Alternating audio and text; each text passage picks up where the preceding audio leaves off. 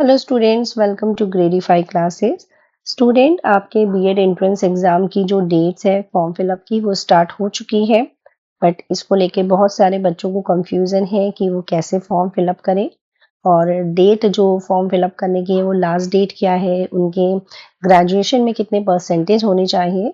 तो इसको लेके आज का ये वीडियो है जिसमें आपको ये चीज़ें अच्छे से बताई जाएंगी कि आपकी कितनी परसेंटेज होनी चाहिए, फॉर्म फिलअप करने की लास्ट डेट क्या है और कौन-कौन से बच्चे इसमें फॉर्म फिलअप कर सकते हैं।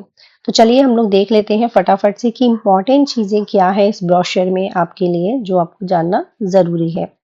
सबसे पहली चीज़ आपको ये जानना ज़रूरी है कि आपका जो ये बीएड एंट्रेंस एग्ज़ाम 2025 है, इसमें कौन कंडक्ट करा रहा है ये एग्ज़ाम? ये एग्ज़ाम कंडक्ट करा रहा है बुंदेलखंड विश्वविद्यालय झांसी।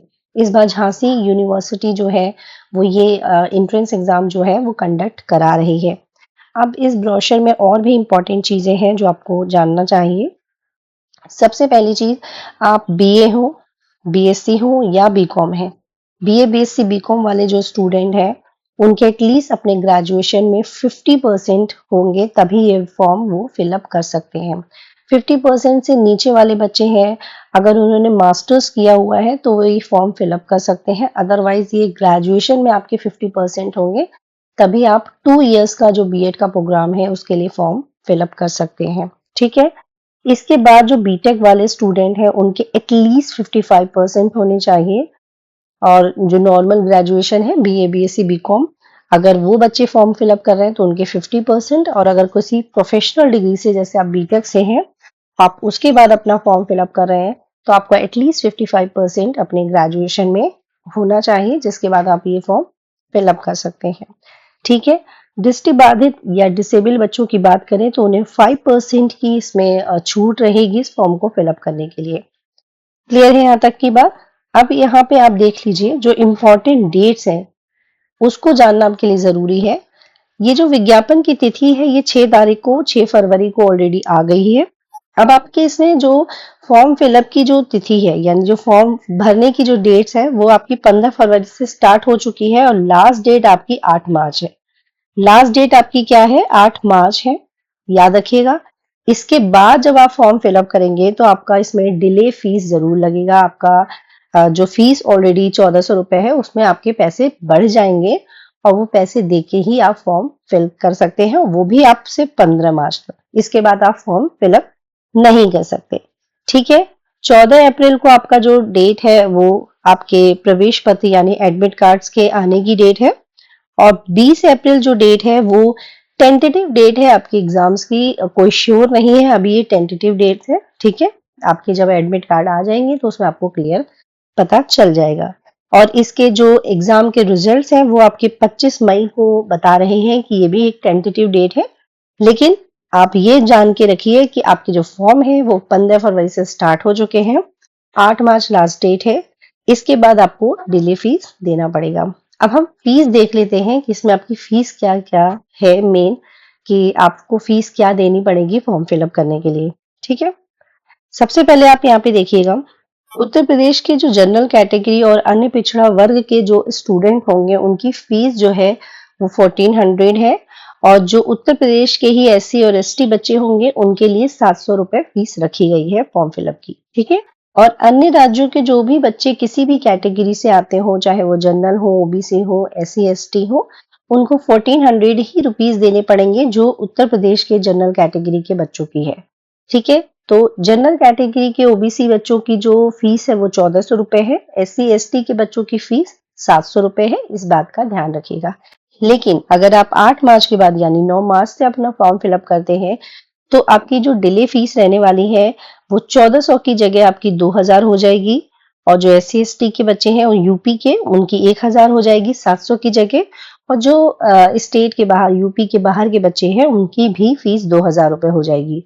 तो इस फीस को भरने से बेटर है कि आप टाइमली अपना फॉर्म भर दें तो आपको कम से कम कुछ पैसों से आपको राहत मिलेगी। वैसे ही 1400 रुपए का फॉर्म है तो आपके 800 रुपए इसमें बच जाएंगे, इसलिए आप कोशिश करिए कि 8 मार्च तक ही अपना फॉर्म फिलअप कर दें।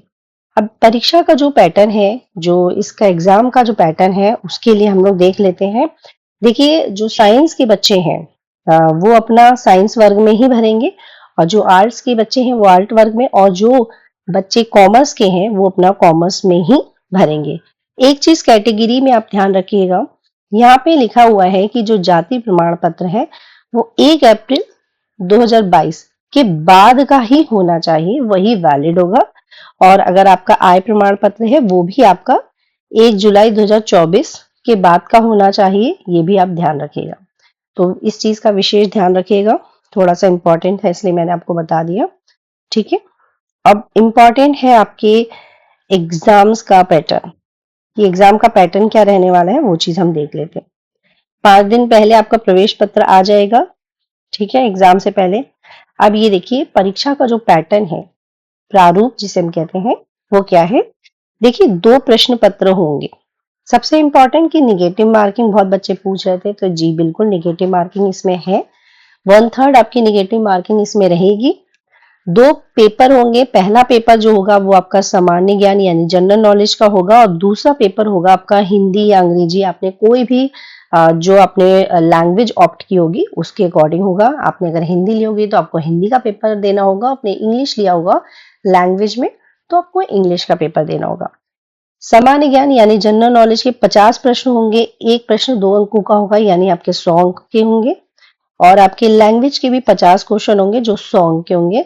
200 नंबर का आपका पेपर होगा, 3 घंटे का समय आपको मिलेगा, लेकिन निगेटिव मार्किंग रहेगा, इस चीज का ध्यान रखिएगा। ठीक है, दूसरा पेपर जो होता है वो होता है आपका जनरल एप्टीट्यूड का, और दूसरा आपने अगर बीए, बीएससी, बीकॉम जिस भी विषय से आपने भरा है उस विषय योग्यता के अनुसार आपके 50 क्वेश्चन आते हैं 100 नंबर के, और जनरल एप्टीट्यूड के भी 50 क्वेश्चन आते हैं 100 नंबर के। ये भी आपका 200 नंबर का पेपर होगा, 3 घंटे का पेपर होगा। पैटर्न है वो ध्यान रखिएगा, आपका 2 पेपर होंगे, निगेटिव मार्किंग होगी।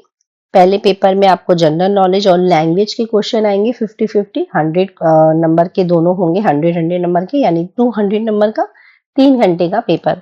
दूसरा आपका होगा जनरल एप्टीट्यूड, और आपने जो भी बीए लिया है तो आर्ट्स के क्वेश्चन आएंगे, आपने साइंस लिया है तो याद रखिएगा आपका मैथ, फिजिक्स, केमिस्ट्री और बायो सबके क्वेश्चन एक साथ आते हैं।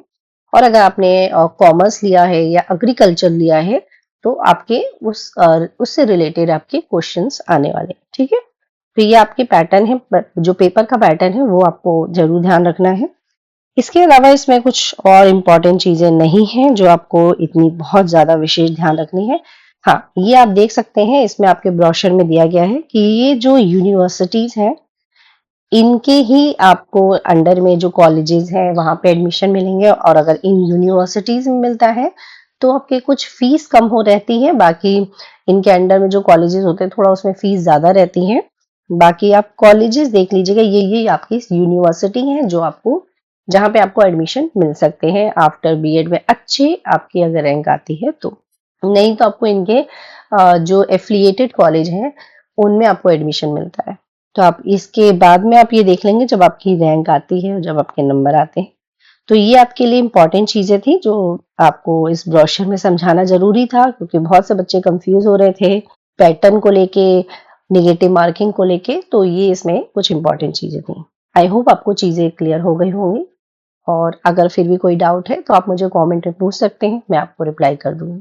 Thank you so much and take care.